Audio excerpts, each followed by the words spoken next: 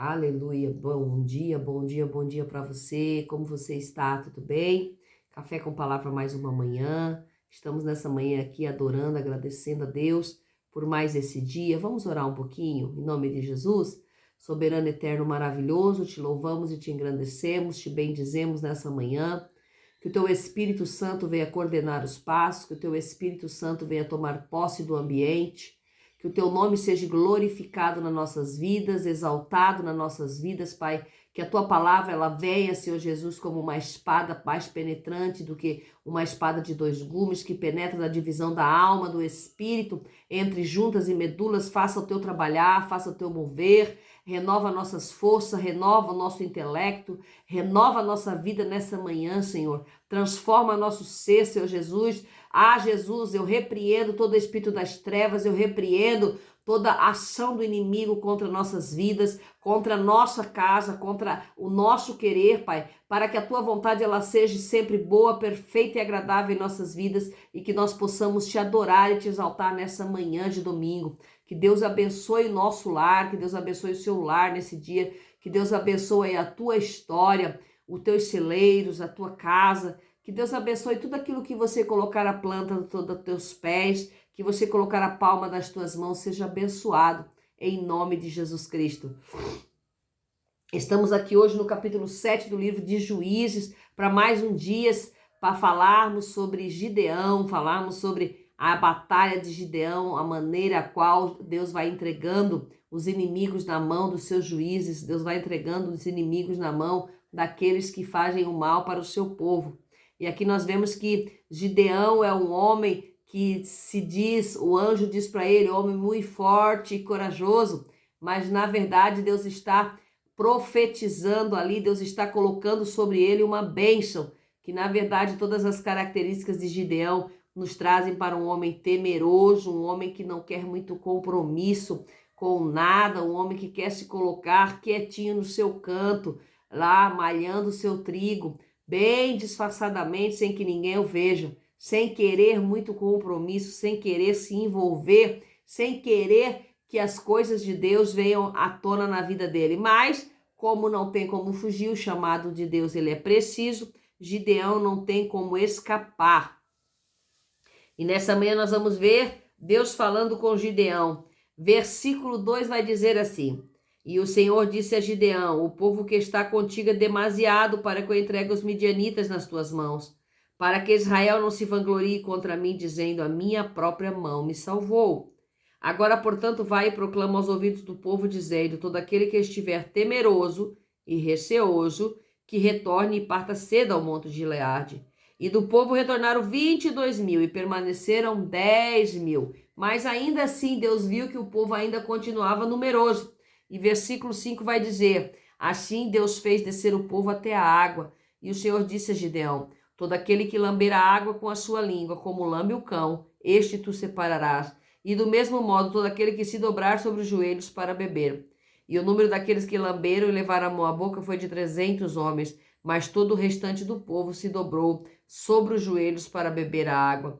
E o Senhor disse a Gideão, pelos 300 homens que lamberam eu vos entregarei os midianitas e vos salvarei, e que todas as outras pessoas voltem, cada qual para o seu lugar. Veja que aqui nessa manhã Deus faz um propósito com Gideão. Deus muda a situação daquela nação através de Gideão. Mas o povo que seguia Gideão estava muito extenso, era muito numeroso. Tinha ali, por ali, mais ou menos 22.000 homens de guerra. E ali Deus já poderia ganhar essa batalha contra os midianitas. Mas o interesse de Deus nunca foi que ganhassem batalhas simplesmente por ganhar, e sim para que o nome dele fosse glorificado. Então Deus diz a Gideão, tem muita gente aqui. Vamos mandar metade desses homens embora. Vamos mandar mais da metade desses homens embora. E dos 22.000, então tinha 32.000. 22.000 foram embora. Por quê? Porque o Senhor disse, aquele que tiver temor e estiver com medo, volte para trás. Volte agora. Porque todo espírito de medo, todo espírito de temor, todo espírito de desencorajamento faz com que um exército possa perder a sua batalha. E Deus não queria isso, Deus queria homens valorosos, homens valentes, homens sem medo do que poderia acontecer. E ali naquele momento, diz a palavra do Senhor, que voltaram 22.000 homens para trás, ficaram somente 10.000 homens no exército de Gideão. Imagina o Gideão com aquele temor todo que ele carregava dentro dele, com aquela vontade de não ser chamado, de não ser um escolhido, possa ter pensado, poxa, eu estava com o exército completo, Deus manda embora mais da metade, Deus manda embora a maioria, agora como é que eu faço? Como é que eu faço com esses 10.000 homens somente? Mas para Deus, ainda assim 10.000 homens era muito. E Deus diz a Gideão, ainda tem muita gente.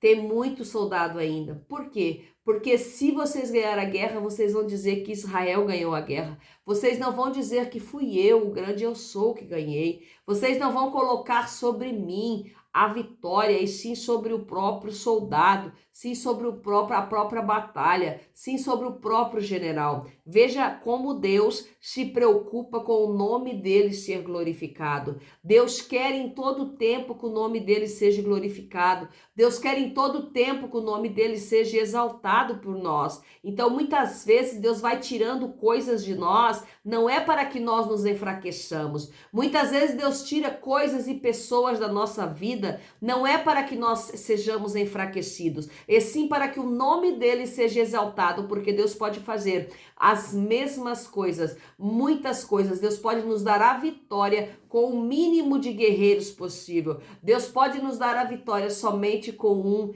uma pessoa que batalha. Deus pode nos dar a vitória de uma maneira tão grandiosa para que o nome dele seja exaltado, e não para que o nome daqueles que lutaram sejam exaltados.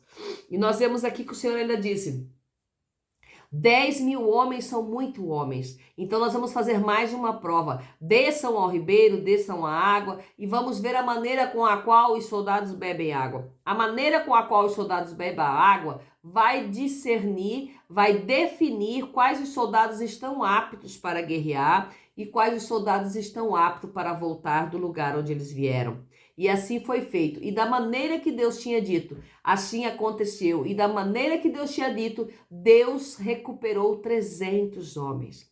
Somente 300, veja, tinha 32.000 soldados no princípio dessa história. E agora estamos com 300, 10%. 10% daquilo que Deus usou, somente 10% daquilo que tinha ao todo para ganhar esta batalha contra os midianitas. Veja como Deus, ele é super poderoso, maravilhoso, e tudo que ele quer, ele faz da maneira que ele quer, com o mínimo de recurso possível. Muitas vezes você pode estar pensando, mas como que eu vou fazer isso? Como que eu vou comprar aquilo? Como que eu vou pagar isso com o que eu tenho? Escute uma coisa, somente com 10% do valor total é que Deus fez Gideão vencer esta batalha.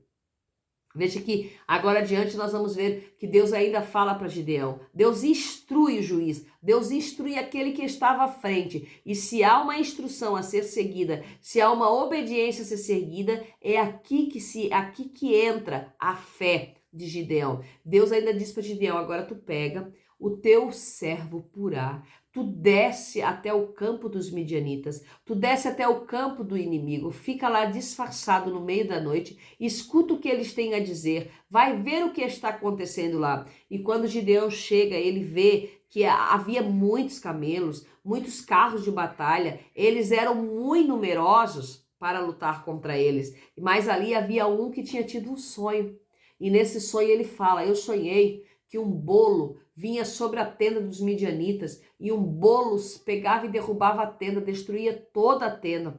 E aí o outro já trouxe a interpretação, nada mais é do que esse bolo, nada mais é do que a espada de Gideão. É o poder de Gideão, é o poder de Gideão que vai vir para nos destruir. E ali Gideão pegou o seu servo, voltou para o seu campo dos israelitas e conseguiu em seu coração a tranquilidade de que ele estava com a batalha vencida. Ele teve a certeza de que Deus era com ele. Ele teve a certeza de que Deus tinha entregado o exército de Midian. Veja no versículo 15, vai dizer assim: e assim foi que quando Gideão ouviu o relato do sonho e a sua interpretação, adorou e retornou para o exército de Israel e disse: levantai-vos, pois o Senhor entregou na nossa mão o exército de Midian. E ali ele dividiu ainda os 300 homens e pôs em uma trombeta na mão de cada homem com cântaros vazios e tocha dentro dos cântaros. E aí ele ensinou os homens como é que eles venceriam a batalha. Durante a noite eles se colocariam no campo inimigo. Com aquela trombeta, com aqueles cântaros vazios e com aquelas lamparinas, eles fariam parecer muitos, numerosos, aqueles homens, e fariam muito estrondo, muito barulho no meio dos midianitas. Então aqui nós vemos que eles deveriam seguir o que o líder falava. E ele disse, olha, no versículo 18, quando eu soprar a trombeta, e todos que comigo estiverem, soprai vós também as trombetas, para todos os lados do acampamento, e direis, a espada do Senhor e de Gideão. Assim Gideão e a centena de homens que estavam com ele vieram para a parte externa do acampamento no início da noite, e eles haviam acabado de trocar a guarda. E eles sopraram a trombetas e romperam os cântaros que estavam nas suas mãos. E as 3 companhias sopravam a trombeta e romperam os cântaros e seguraram a tocha nas suas mãos esquerdas e as trombetas na sua mão direita para soprá-las ao mesmo tempo. E eles gritavam: a espada do Senhor é de Gideão. E cada um dos homens se pôs de pé no seu lugar ao redor do acampamento. E todo o exército correu, gritou e fugiu. Veja a tática de Gideão. Veja a tática de Deus para vencer uma batalha. Não houve sangue, não houve guerra, não houve perigo. Houve estratégia de batalha. Houve estratégia de guerra. Em nossas vidas não é diferente. Muitas vezes nós temos que lidar com estratégias do Senhor. Muitas vezes nós temos que pedir a Deus estratégia para vencermos batalhas, para vencermos situações, a quais nós não vemos vitória na nossa frente, a quais nós não vemos forma de vencer. Mas em Deus, Ele traz todos os relatos de um Deus poderoso que faz nós vencermos mais com menos, que faz nós vivermos mais com menos, que faz nós conseguirmos vencer os nossos obstáculos com poucos recursos. Veja um Deus que transforma a nossa vida. Veja um Deus que nos mostra que não é a quantidade, e sim a qualidade, a característica daqueles homens que ele precisava para a batalha.